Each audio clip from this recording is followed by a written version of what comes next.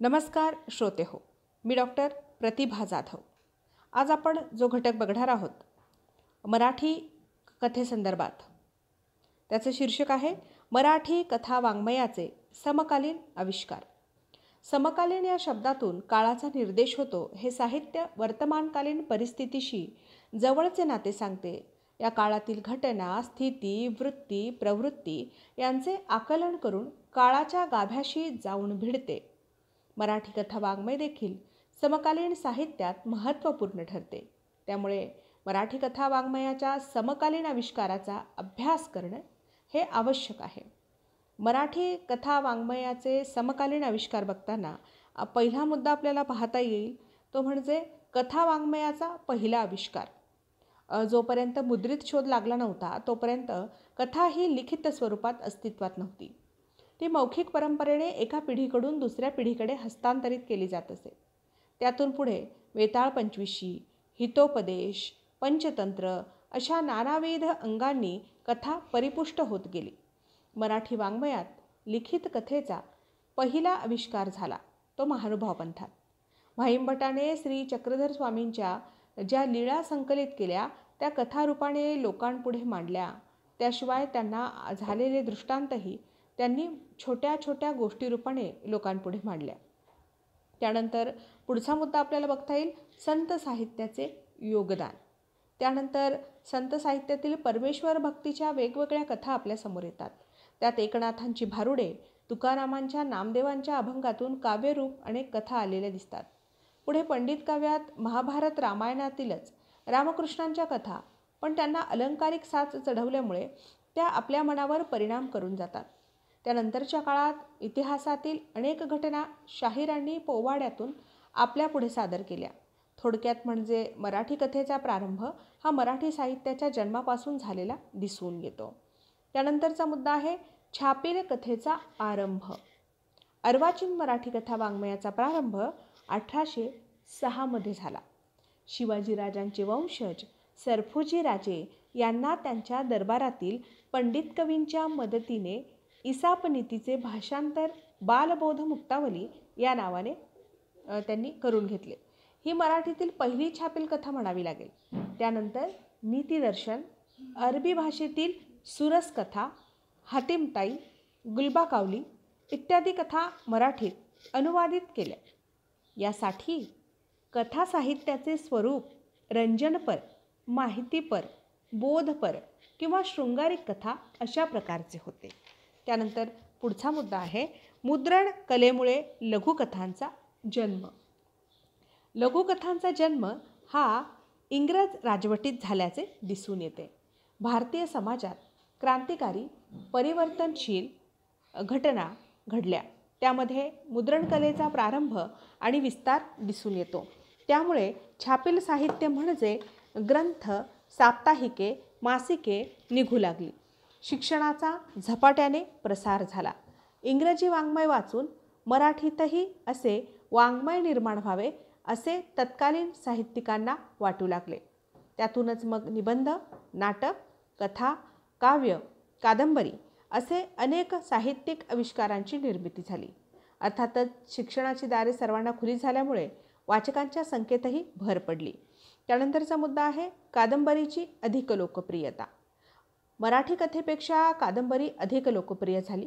ती करण्याचे श्रेय आपटे, कोल्हटकर, जोशी अशा लेखकांना जातेच. मात्र मराठी कथा लोकप्रिय करण्याचे श्रेय वि.सी. गुर्जर यांना दिलेच पाहिजे. जवळजवळ 4 तपे मनोरंजन मासिकातून गुर्जर कथालेखन करीत होते. 1905 ते 1920 पर्यंत गुर्जरांबरोबरच वाना देशपांडे, आनंदीबाई शिर्के, बोकील, कॅप्टन लिमये यांचे लेखन बहराला आलेले दिसून येते. या कथाकारांनी विषयात विविधता आणली, वाचकांची अभिरुची संपन्न केली, वाचक वर्गाचा अधिक विस्तार झाला. त्यामुळे मासिकेही मोठ्या प्रमाणात दिसू लागली. त्यानंतरचा मुद्दा आहे लघुकथेची सफलता. त्यानंतर मात्र कथेत अडकलेल्या वाचकाला लेखकांनी लघुकथेकडे वळवले हे त्या लेखकांचेच योगदान म्हणावे लागेल. 1920 ते 1945 लघुकथेच्या दृष्टीने महत्त्वाचा व उत्कर्षाचा मानला जातो. दिवाकर कृष्ण, य. ग. जोशी, नासी फडके, वि. स. खांडेकर, काणेकर, बोकील, माटे, गल ठोकळ, र. वादिके इत्यादी. तर स्त्री लेखिकांमध्ये विभावरी शिरूरकर, कुसुमावती देशपांडे अशी नावे प्रामुख्याने घेता येतील. या कथाकारांनी आपले श्रीमंत व समृद्ध अनुभव विश्व कथेतून साकारलेले दिसून येते. त्यानंतरचा मुद्दा आहे नवकथेचा जन्म. 1945 नंतर लघुकथेतून लेखक बाहेर पडला आणि नवकथेच्या रूपाने एक विलक्षण क्रांती घडली. रूढ कथातंत्राच्या भिंती झुगारून देऊन नवीन तंत्रे लेखकांनी आत्मसात केली आणि कथा नव्या स्वरूपात वाचकांपुढे ठेवली. दुसऱ्या महायुद्धानंतर समाज जीवनात आमूलाग्र बदल घडले. समाज खालपासून ढवळून निघाला. आत्तापर्यंत मानवी मनातील चांगले आविष्कार वाचकांपुढे ठेवले गेले होते. आता मात्र माणसाच्या मनाची काळी बाजू, आंतरबाह्य जगातील अशांतता, विकृत बाजू, यंत्रयुगामुळे मानवाला लाभलेली किडामुंगीची अवस्था, माणसाचा जगण्यासाठी चाललेला आटापिटा, जीवनात एकलेपणाची जाणीव, सामान्य माणसाचे विखुरलेले आयुष्य, बाजारी संस्कृती अशा विविध अंगांनी नवकथा फुलत गेलेली दिसून येते. माणसाचे आयुष्य म्हणजे नियतीच्या हातातले खेळणे आहे. पुराच्या पाण्यात वाहणाऱ्या एखाद्या लव्हाळासारखे आहे. अशी जाणीव तत्कालीन नवकथकारांनी आपल्या लेखणीतून करून दिली. त्यानंतरचा मुद्दा आहे दलित साहित्याची सुरुवात. 1980 ते 85 पासून मराठी कथा आणखी विस्तारित गेली. तोपर्यंत समाजाकडून उपेक्षित वंचित राहिलेला समाज सुशिक्षित झाला होता. असा ग्रामीण तरुण वर्ग कथालेखन करू लागला. त्यातून दलित साहित्याचा प्रवाह जोमदारपणे वाहू लागला. भूक, दारिद्र्य आणि शोषण यांचे दर्शन त्यांच्या कथातून होऊ लागले. आयुष्यभर ढोर कष्ट उपसूनही 2 वेळची पोटाची खळगीही भरत नाही असा लेखक आपल्या लिखाणातून धगधगते जीवन लोकांपुढे मांडू लागला.